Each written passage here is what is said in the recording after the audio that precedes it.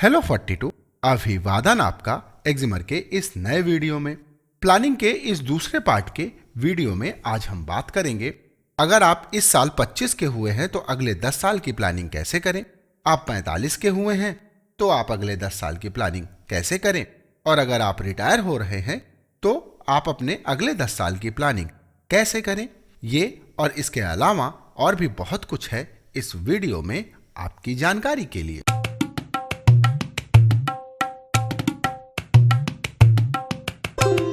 इस वीडियो के पहले पार्ट में हमने बात की थी कि अगर आपका बच्चा इस साल 10 साल का है तो अगले 10 साल की प्लानिंग आपको कैसे करना चाहिए, और अगर आप इस साल 18 के हुए हैं तो अगले 10 साल की प्लानिंग आप कैसे करें। इस वीडियो का लिंक हमने डिस्क्रिप्शन और आई बटन में भी दे रखा है। तो आइए अब बात शुरू करते हैं कि अगर आप इस साल 25 साल के हुए हैं तो अगले 10 साल की प्लानिंग कैसे करें। तो सबसे पहले बात, सेहत का आपको कैसे रखना है ध्यान। अमूमन इस उम्र में लोगों का करियर बन जाता है या बनने वाला होता है। ऐसे में सेहत को बेहतर करने का वक्त कम होता है, लेकिन चुनौतियां बढ़ जाती हैं। ऑफिस में काम का दबाव, शादी हो गई तो फैमिली को संभालने की चुनौती, और इस बीच लोग अपनी सेहत को भूल जाते हैं। कई बार ऐसा देखा गया है कि जो लोग 18 की उम्र में फिट होते हैं वे जॉब होने के कुछ महीनों या कुछ बरसों के बाद ही मोटापे का शिकार होने लगते हैं। ऐसे में आपको कुछ बातों का ध्यान रखना जरूरी है, जैसे ईगो को कैसे कंट्रोल करें, आपको ये जरूर जानना चाहिए। यह सच है कि हर शख्स में अपनी ईगो होती है।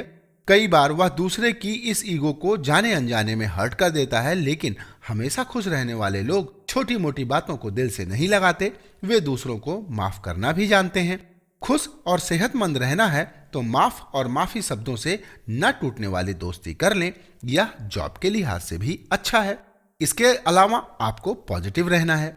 इंसानों की फितरत होती है कि वे निगेटिविटी को जल्दी पकड़ते हैं। सही कहें तो ज्यादातर लोग दूसरों की कमी को जल्दी देख लेते हैं, लेकिन अच्छाई की तरफ उनका ज्यादा ध्यान नहीं जाता। लेकिन खुश रहने वाले हर स्थिति में अच्छाई खोजते हैं।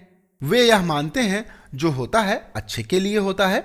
इसलिए अगर खुश रहना है तो आज से नहीं, अभी से ही लोगों की बुराई कम करें और अच्छाई ज्यादा देखना शुरू करें। इसके बाद आपको फ्रेंड और फैमिली को खुश रखना है। खुश रहने वाले लोगों की फैमिली बड़ी और दोस्तों की सूची लंबी होती है। जब करीबी लोगों की संख्या ज्यादा होती है तो दुख बटाने वालों की संख्या भी कम नहीं होगी। अगर आप भी अपनी इस लिस्ट को लंबी करेंगे तो आपको फायदा ही होगा। ऐसे लोगों की जिंदगी में अगर कुछ होता है तो वे अपनी बातें सभी से शेयर करते हैं। इससे उनका मन हल्का होता है और इस आदत को आपको जिंदगी में ढालना चाहिए। और आइए अब बात करते हैं कि अगर आप इस साल 45 के हुए हैं तो अगले 10 साल की प्लानिंग आप कैसे करें। तो सबसे पहले बात, सेहत का आपको कैसे ध्यान रखना है। अगर आप पहले से फिजिकली एक्टिव रहने की आदत नहीं डाली है तो अब डाल लें। रोज 25 से 30 मिनट तक की वॉक और 10 से 15 मिनट की एक्सरसाइज जरूर करें। इसके अलावा 15 से 20 मिनट योग भी करें। खान पान में परहेज की शुरुआत आपको इस उम्र से करनी शुरू कर देनी चाहिए। रिफाइंड, मैदा, चीनी और नमक से जितनी दूरी हो बना लें। बाहर का खाना और जंक फूड कम करें। अगर बहुत मन करे तो सप्ताह में एक बार आप लंच बाहर कर सकते हैं। कम से कम 7-8 घंटे नींद जरूरी है। इसके अतिरिक्त अगर आप महिला हैं तो आपको कुछ चेकअप जरूर कराने चाहिए, जैसे महिलाओं को हर साल blood sugar, urine, BP, cholesterol की जांच करानी चाहिए। इसके अलावा कुछ स्वास्थ्य समस्याओं के बारे में भी आपको ध्यान रखना है, जैसे सिस्ट या फाइब्राइड। ओवरी में सिस्ट और यूट्रस में फाइब्राइड आजकल कॉमन समस्या हो गई है। सिस्ट आमतौर पर फ्लूइड वाले ट्यूमर होते हैं, फाइब्राइड ठोस ट्यूमर होते हैं। ज्यादातर सिस्ट दवा से ठीक हो जाते हैं और इनके लक्षणों में शामिल हैं पीरियड्स के दौरान ब्लीडिंग बहुत ज्यादा होना, और पीरियड्स 15 से 20 दिन में हो जाते हैं तो फाइब्राइड हो सकता है। इसके बाद दूसरी स्वास्थ्य समस्या है मेनोपॉज। करीब 40 साल की उम्र के बाद महिलाओं में कई तरह के बदलाव होने लगते हैं। ऐसा अचानक नहीं होता, बल्कि इस बदलाव में कुछ साल लगते हैं। इस स्टेज को पेरीमेनोपॉज कहा जाता है। पीरियड्स अनियमित होने लगते हैं और मन चिड़चिड़ा होने लगता है। इसके लक्षणों में शामिल है प्राइवेट पार्ट में सूखापन, बालों का झड़ना, ब्रेस्ट का ढीला होना, सेक्स की इच्छा कम होना, मोटापा बढ़ना जैसे बदलाव। धीरे धीरे पीरियड्स पूरी तरह बंद हो जाते हैं।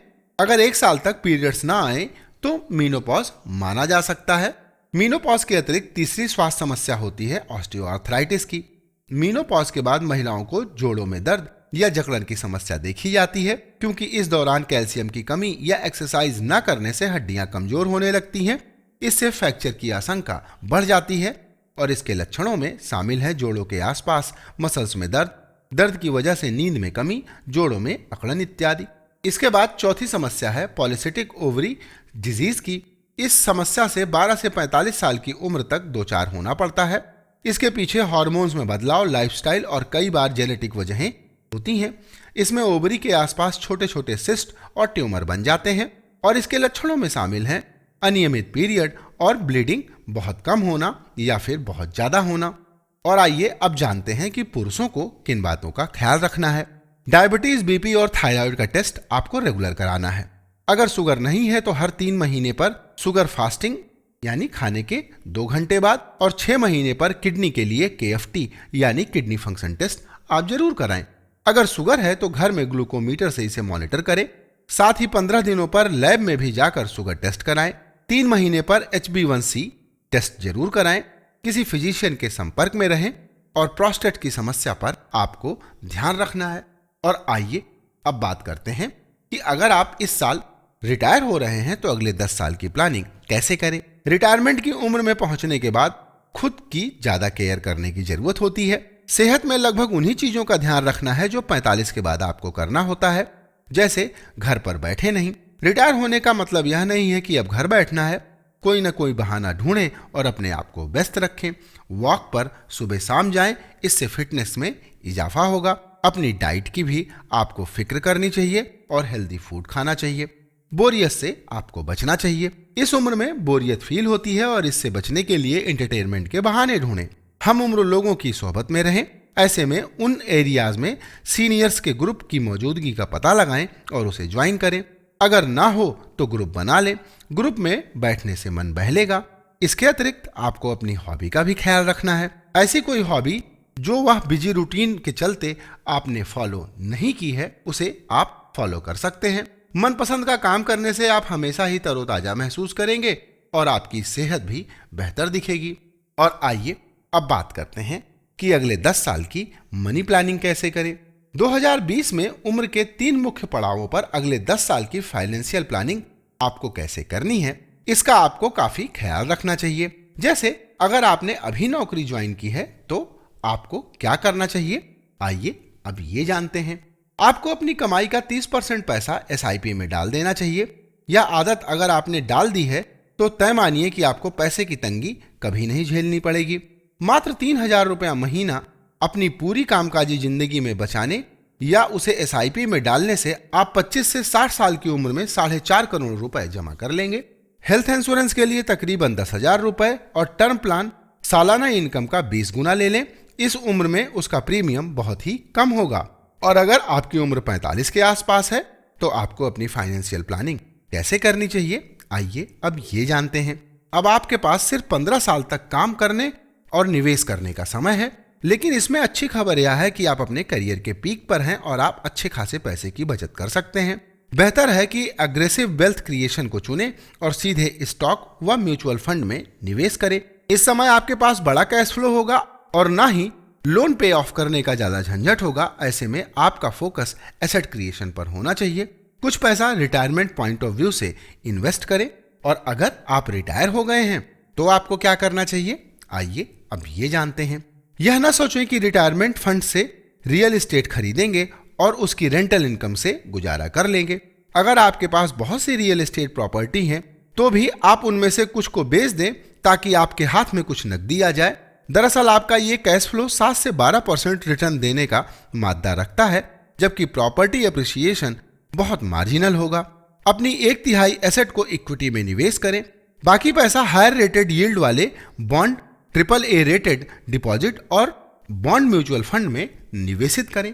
तो आज का यह वीडियो यहीं पर होता है समाप्त और उम्मीद है कि इस वीडियो में बताई गई बातें आपको सुखी बनाए रखने में मददगार साबित होंगी। इस विषय से संबंधित अगर आपका कोई प्रश्न है तो कमेंट कीजिएगा। वीडियो अच्छा लगा हो तो इसे किसी से लाइक और शेयर भी जरूर कीजिएगा। वीडियो देखने के लिए आपका अनंत धन्यवाद। नमस्कार।